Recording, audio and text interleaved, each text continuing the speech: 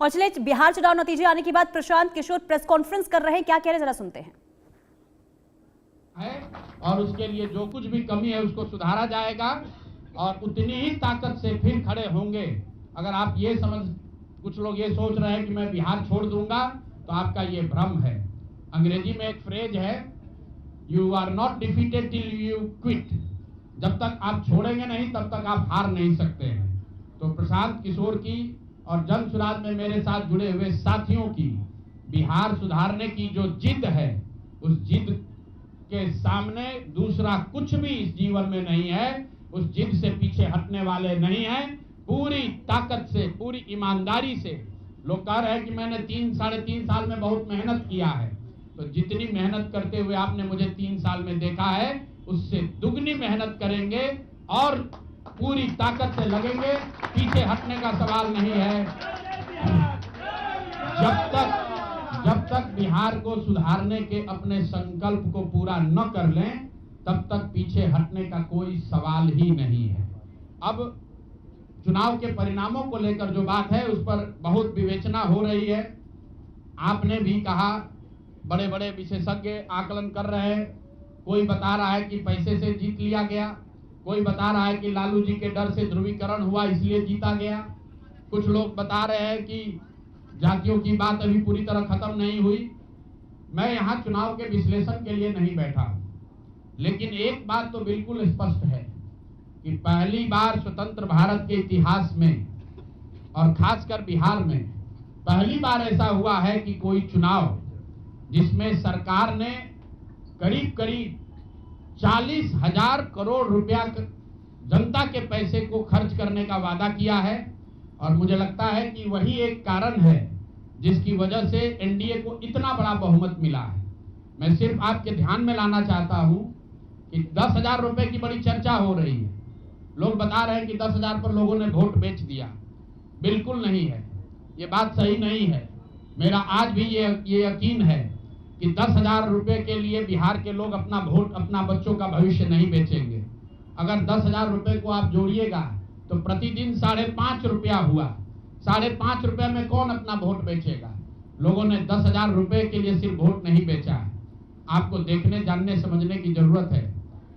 और इस पर यह बहस भी हो रहा है। सत्ता में जो लोग आए हैं वो कह रहे हैं भैया हम तो सरकारी योजना चला रहे थे। जो विपक्ष में है वो कह रहा है हम योजना नहीं चला रहे थे, आप पैसा देके वोट खरीद रहे थे। इसका कोई अंत नहीं है, इस बहस का कोई अंत नहीं है। चुनाव आयोग पर लोग टीका टिप्पणी कर रहे हैं, वो चुनाव आयोग का विषय है। बिहार के बेटा होने के नाते, बिहार के नागरिक होने के नाते मेरा बस एक ही प्रश्न है। हर विधानसभा क्षेत्र में 60 से 62,000 लोगों को कम से कम 10,000 रुपया सीधे तौर पर सरकार ने दिया है। सिर्फ 10,000 रुपया नहीं दिया, ये कहा कि आपको स्वरोजगार के लिए 2 लाख रुपया दिया जाएगा और उसकी पहली किस्त के तौर पर, बयाना के तौर पर 10,000 रुपया उसको दिया गया। और पूरा सरकारी तंत्र लगाया गया लोगों को ये बताने के लिए कि अगर आप एनडीए को वोट देते हैं तो आपको 10,000 रुपए के साथ साथ आने वाले 6 महीनों में 2 लाख रुपए तक की सहायता मिलेगी। इसको करने के लिए पूरा सरकारी तंत्र लगा। जीविका की दीदियों को बैठाया गया। जितने यहाँ पर आशा आंगनवाड़ी सेविकाएं हैं उनकी सैलरी, उनका मानदेय बढ़ाकर उनको जोड़ा गया। लोग कह रहे हैं भैया काडर कहाँ है?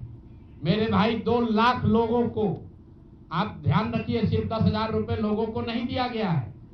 हर विधानसभा में, मैं बहुत जिम्मेवारी से जो सरकारी आंकड़ा है वही बता रहा हूँ, हर विधानसभा में 60 से 62,000 महिलाओं को 10-10,000 रुपया दिया गया है।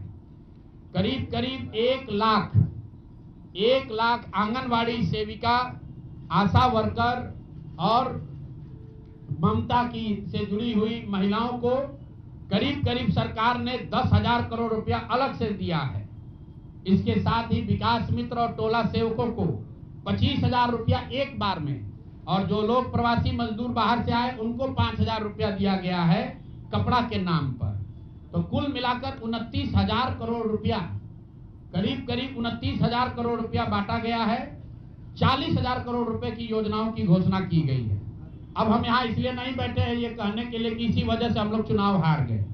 मेरा अब सीधा सरकार से एक आग्रह है कि आपने 2 लाख रुपए देने का वादा किया है, जनता ने आपको मत दे दिया, अब आप सत्ता में बैठे हैं, तो कृपा करके जो 1.5 लाख महिलाएं, 1.5 करोड़ महिलाएं हैं जिनको आपने 10,000 रुपया दिया है, उन सभी महिलाओं को अगले 6 महीने में 2 लाख रुपए तक देने की व्यवस्था कीजिए।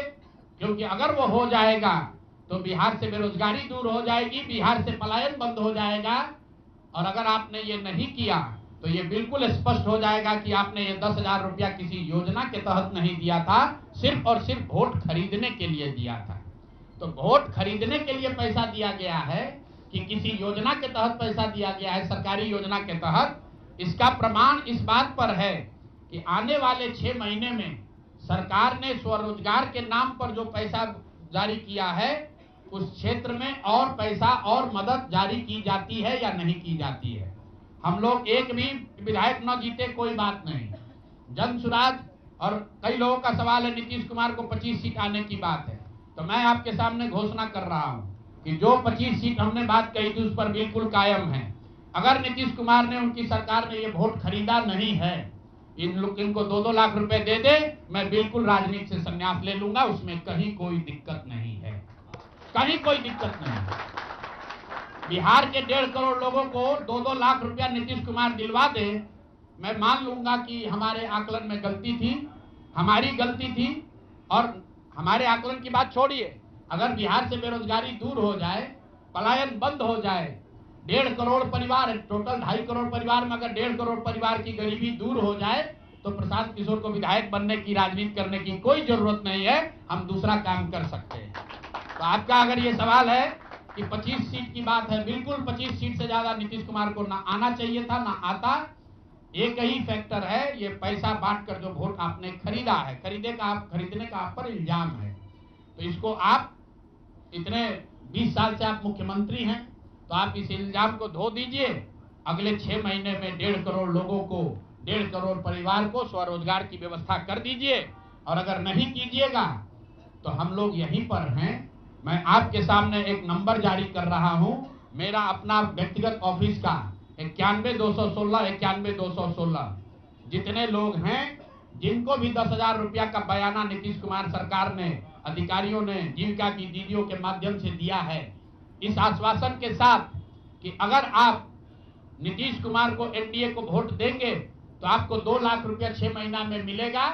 तो मेरे भाई, अब समय चालू हो गया, आप आ गए हैं सत्ता में और हम लोग आराम से बैठे हुए हैं बिहार में। हर वो महिला। तो प्रशांत किशोर को आप सुन रहे थे। चुनाव